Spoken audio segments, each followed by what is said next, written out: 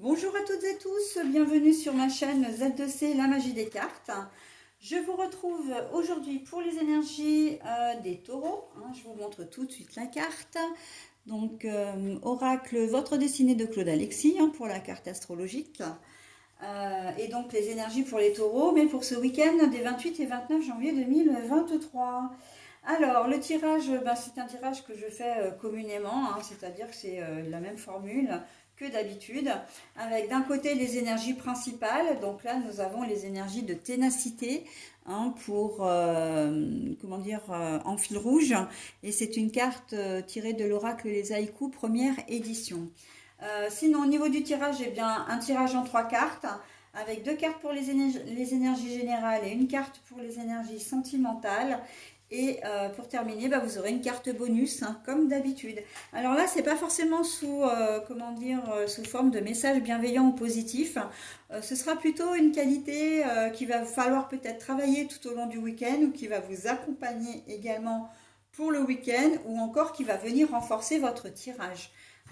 Ça peut expliquer, parfois cette carte-là, elle sert à expliquer l'ensemble du tirage. Ok.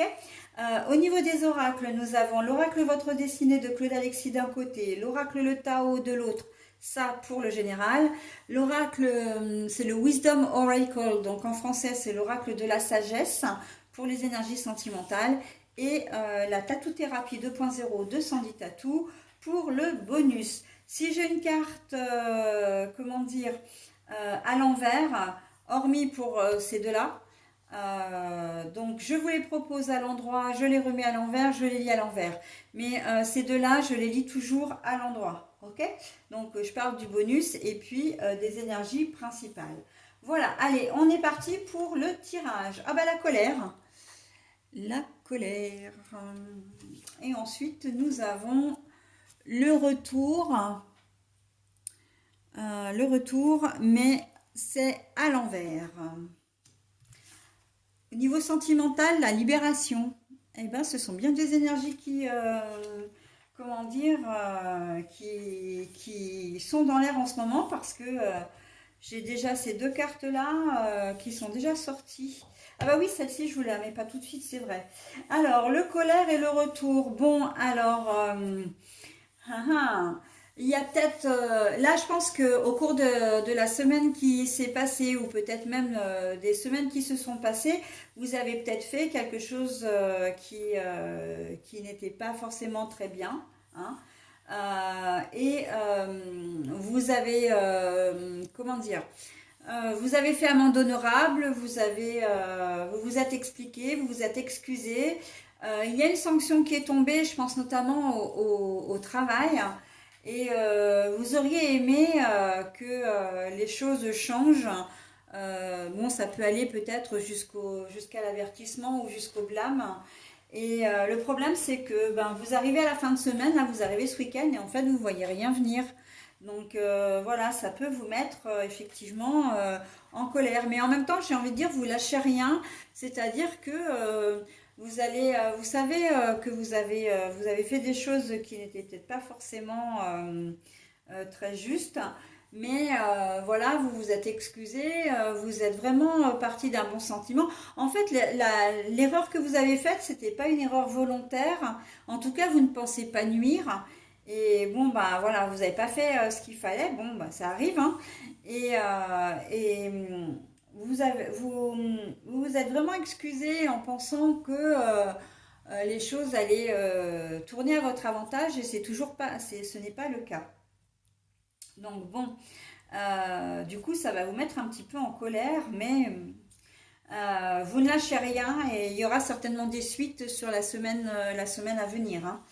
Voilà. Après, vous êtes en colère parce que, dans une autre configuration, vous êtes en colère parce que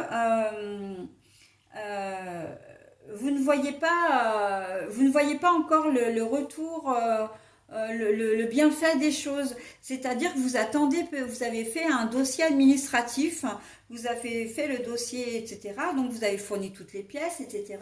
On vous avait dit, on vous avait donné un délai de réponse et vous n'avez toujours pas ce délai de réponse. Et en fait, c'est ce retour-là qui ne vous convient pas et vous voyez que vous arrivez à la fin de la semaine, au courrier toujours pas, pas de mail, pas de, comment dire, pas d'appel. En plus, bon, bah, le samedi, selon comment dire, les organismes ouverts ou les entreprises ouvertes, et ben, vous savez que vous n'aurez pas de réponse avant la semaine prochaine. Et c'est vrai que ça vous met pas forcément en joie, hein.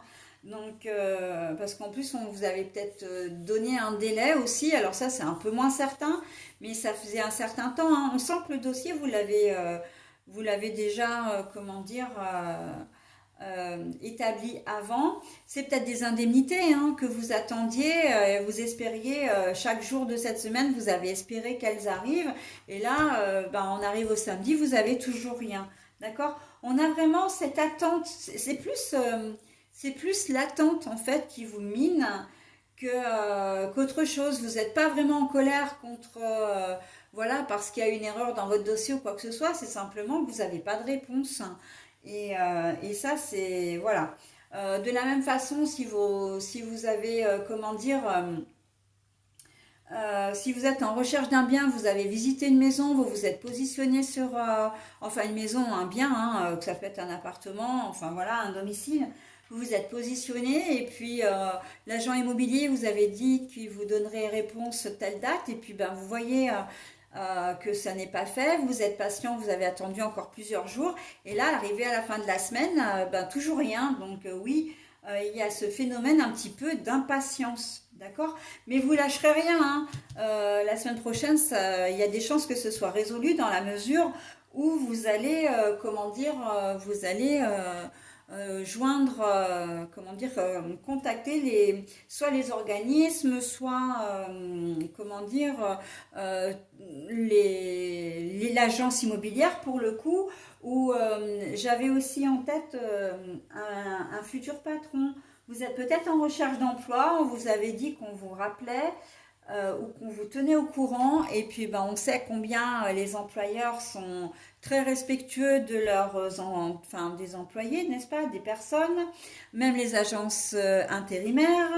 Je le sais par expérience, hein. On nous demande un CV, on nous demande de faire une lettre de motivation, on est très exigeant avec nous. Et puis, quand on a la chance de passer la première étape, c'est-à-dire qu'on arrive à avoir, après un coup de téléphone, parce que maintenant il y a déjà une présélection qui peut se faire par téléphone, et qu'on a la chance de pouvoir avoir un entretien, ben, on vous tient au courant, on vous donne une réponse, etc. Et en fait, que ce soit les agences d'intérim ou les entreprises, eh ben, elles vous laissent dans le vent. Donc là, vous pouvez être tout à fait dans ce cas-là, à rechercher un emploi, à avoir postulé, à répondre à des questions, voilà, parce que bon, il faut que l'employeur se fasse une idée, ok, mais, mais voilà, vous faites les efforts nécessaires, vous vous mettez à la disposition de l'employeur pour le travail, enfin pour le rendez-vous, et après ça, plus rien. Voilà. On vous laisse dans le vent. Donc oui, il y a de bonnes raisons d'être en colère hein, parce que vous n'avez pas de retour sur ce que vous avez fait, sur les démarches que vous avez entreprises. D'accord? Et donc du coup, bon ben, vous lâchez rien. Il y a des chances que soit vous recontactiez l'employeur et là, moi, j'ai pas trop ce sentiment-là. J'ai plus le sentiment que vous allez laisser tomber, mais que ça ne va pas entamer votre motivation pour démarcher d'autres entreprises, d'autres commerces, d'autres organismes. Ok? Donc bon, l'un dans l'autre, c'est quand même plutôt pas mal parce qu'on voit avec la ténacité, il y a quand même la motivation derrière, hein. C'est de la détermination, hein, on lâche rien, hein. Donc bon, mais voilà, ce qu'on vous fait quand même d'une manière ou d'une autre, hein, de ne pas rendre réponse, c'est pas cool. Ok?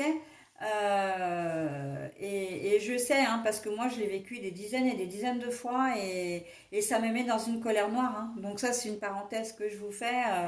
Moi je comprends pas comment les employeurs ou même maintenant les agences d'intérim arrivent à laisser en plan les gens, quoi. Donc ils nous appellent, ils font l'effort de nous appeler. On passe une première sélection par téléphone et puis après plus rien. Oui, oui, on vous rappelle, je vois avec l'employeur et puis on vous rappelle et puis plus rien. Mais en fait, voilà, même si c'est un non, même si c'est un message par SMS, parce que ça aussi, ça faire, mais faites-le quoi. Enfin, c'est du respect à la personne, c'est du savoir-vivre même, j'ai presque envie de dire, hein. C'est du savoir-vivre. Donc bon, allez, j'arrête là parce que c'est vrai que moi, je suis pas taureau d'abord, hein, donc je vais pas me mettre en colère et en plus, on n'est pas le week-end. Voilà, donc c'est dit.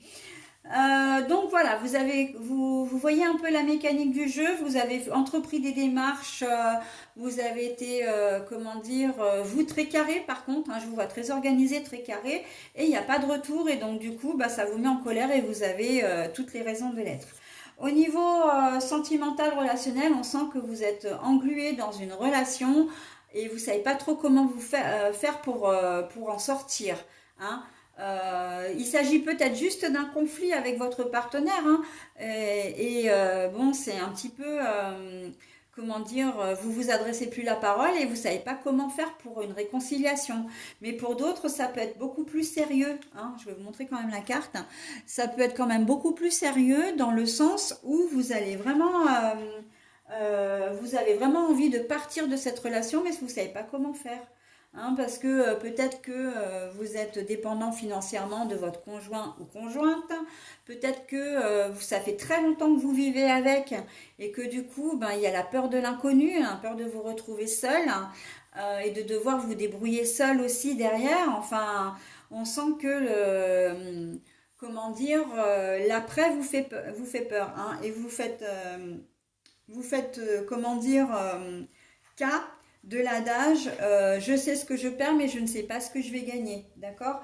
Donc là on sent qu'il y a une grosse frustration, hein, de votre côté, hein. D'un côté j'ai envie d'eux mais je me sens pas capable d'eux ou je peux pas, hein. Il y a beaucoup d'ego qui parlent là et qui vous empêchent d'aller de l'avant, hein. Mais vous êtes plus fort que ce que vous croyez, les amis taureaux, hein. Beaucoup plus fort, hein. Voilà, bon bah écoutez, j'en ai terminé avec votre tirage, hein, quand même, qui était très parlant pour ce week-end des 28 et 29 janvier 2023. Je vais maintenant procéder à la lecture de la carte. Ah bah, la colère. Bah voyons, tiens. Impulsivité et les mots MAUX. Donc, bah oui, la colère, c'est ce qui ressort de votre jeu en plus, hein. Là, on sent que ce week-end, ça va être un week-end colère, hein. Colère contre, encore une fois, les énergies générales, hein. Des personnes qui ne vous, comment dire, ne vous écoutent pas, ne vous donnent pas de réponse, etc. Colère un peu contre vous-même aussi, de ne pas avoir le courage de. Hein, donc là, ça va être un week-end un peu remuant pour vous, mes amis taureaux, hein.